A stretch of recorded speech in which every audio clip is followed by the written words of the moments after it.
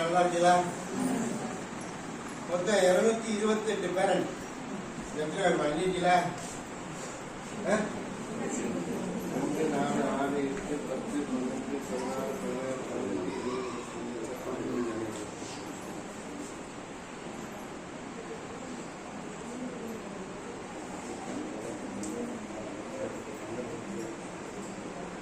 20, 58 பேர் மொத்தம் 230.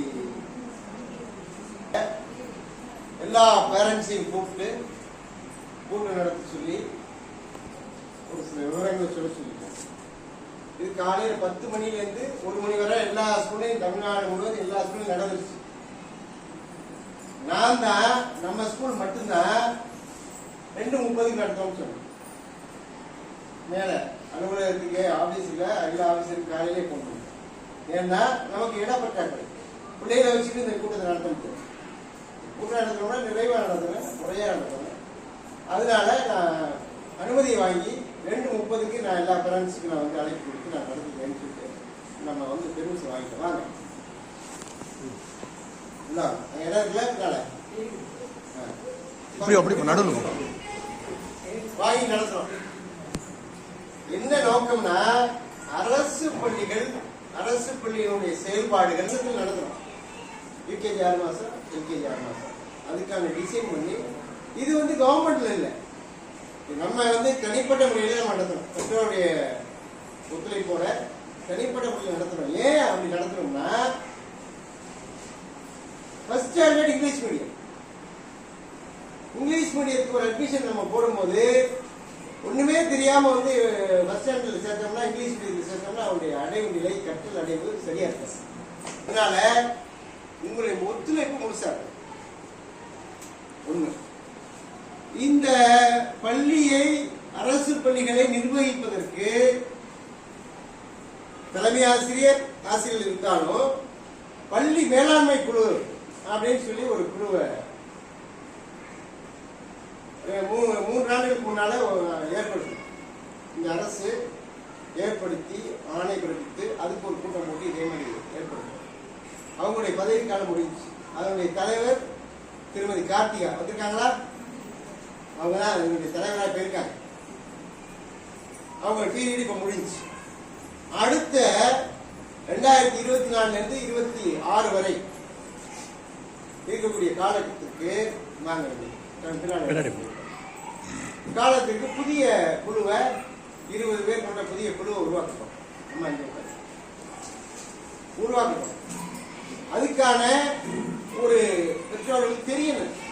நம்ம பள்ளிக்கூடத்துல கவர்மெண்ட் ஸ்கூல்ல நம்ம என்ன நடந்துகிட்டு இருக்குன்றது தெரியும். தனியார் பள்ளிகள்ல அவங்க தெரிவிக்க மாட்டாங்க, சொல்ல மாட்டாங்க, எதையும் வெளிப்படையா தெரிவிக்க மாட்டாங்க. நம்ம பொறுத்த மட்டும் அரசு பள்ளியில என்ன நடக்குது அப்படின்றத பெற்றோர்கள் ஒவ்வொரு விஷயங்களையும் தெரிஞ்சுக்கிட்டாதான் உங்களுடைய செயல்பாடு பள்ளியினுடைய வளர்ச்சிக்கு உண்மையாது. இப்ப நம்ம பள்ளிக்கூடத்தை மட்டும் இடம் இல்லை, இட நெருக்கடி. 2007 நான் வந்து 2004 இங்க வந்தேன். இந்த பள்ளிக்கூடத்துக்கு ஹெட்மாஸ்டர் ஆனேன். வந்த உடனே இந்த இடத்த நம்ம தெரிவு பண்ணி இதுல ஆக்கிரமிப்பு சுற்றி ஆக்கிரமிப்பு எல்லாம் இருந்துச்சு. எல்லாத்தையும் அகற்றுவதற்கு பல்வேறு இடர்பாடுகள். போலீஸ் ஸ்டேஷன்ல வழக்கு கேஸ் வந்து என் மேல 4 வழக்கு. இன்னைக்கு அலுவலகத்துக்கு வெட்ட வந்தாங்க. வீட்டுக்கு நானும் அலுவலகத்துக்கு வெட்ட போனேன். இதெல்லாம் நடந்துதான் இந்த பள்ளிக்கூடத்தை நம்ம கட்டி முடிச்சோம். ஏன்னா அப்படி கட்டலைன்னா இந்த பள்ளிக்கூடம் இப்படி உருவாயிருக்காது. இது இன்னைக்கு வந்து நம்ம மாணவர்களுக்கு பயனுள்ளதா இருக்காது. அவ்வளவு நம்ம சிரமப்பட்டு கஷ்டப்பட்டு தான் இந்த பள்ளிக்கூடத்தை உருவாக்கி கட்டிட்டோம். இப்போ இந்த பள்ளி மேலாண்மை குழுவுல என்னவெல்லாம் என்னவெல்லாம் கடந்த 3 ஆண்டுகளா தீர்மானம் போட்டிருந்தோம். மிக சிறப்பா அந்த 20 பேர் செயல்பட்டாங்க. 20 பேர் உறுப்பினர் எடுக்கணும். அந்த 20 பேர் மிக சிறப்பா செயல்பட்டாங்க. மாவட்ட ஆட்சியர் அலுவலகத்துக்கு 2 தடவை போயிட்டு வந்துருக்காங்க. அப்புறம் முதல்வர் முகாம் நடக்கும்போது அங்க போய் நம்ம என்ன தேவையோ அதை எழுதி அதுக்கான புகார் மனுவை கொடுத்துருக்காங்க. கொடுத்து ஒரு சில கோரிக்கைகள் நிறைவேறி ஏமா வெளியே நீங்க வாங்கம்மா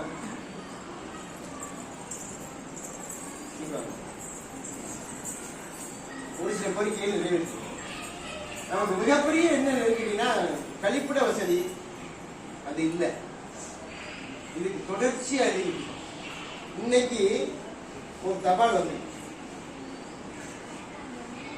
அதிகாரிகள் எப்படி இருக்காங்கன்னா, ஏன்னா ஏற்கனவே கார்த்திகா அம்மா தலைமையில கலெக்டரேட்ல போய் கூப்பிட்டு வந்தாங்க. கூப்பிட்டு வந்ததுக்கு பிறகு நிதி ஒதுக்கீடு செய்யறோம்னாங்க. நிதி ஒதுக்கீடு செஞ்சு பண்ண போற நேரத்தில் தேர்தல் வந்துருச்சு. அதோட ஸ்டாப் பண்ணேன். அதுக்கு அடுத்து பண்ணணும்ல, பண்ணல. திரும்ப நாங்கள் இந்த வருஷம் தொடங்கினோடனே நான் அதுக்கான வேலையை போகணும். அதனாலதான் இப்ப நாம வந்து பள்ளிக்கூடத்திலே உட்கார்ந்தோம்னா வேலை நடக்காது.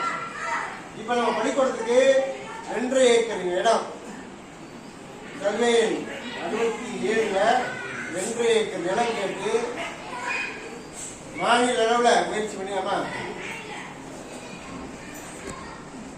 எனக்குன்னு கிடப்பாங்க ஆட்கள், எனக்குன்னு வருவாங்க. அதே மாதிரி தான் இந்த கழிப்பிட வசதி மாணவர்கள் இவ்வளவு சிரமப்படுறாங்க தெரிஞ்சுக்கிட்டு ஒரு பெற்றோர் பாய்க்குன்னு ஒரு பையன், அவங்க அப்பா வந்திருக்காரா, அந்த வந்திருக்காரு. அவர் வந்து சொன்னாரு, சார் நான் இந்த இடத்துல ஒரு டாய்லெட் சின்னதா கட்டலாமா சார் அப்படின்னு கேட்டார். நான் கேட்கல, அவரா கேட்டார். உடனே வாங்க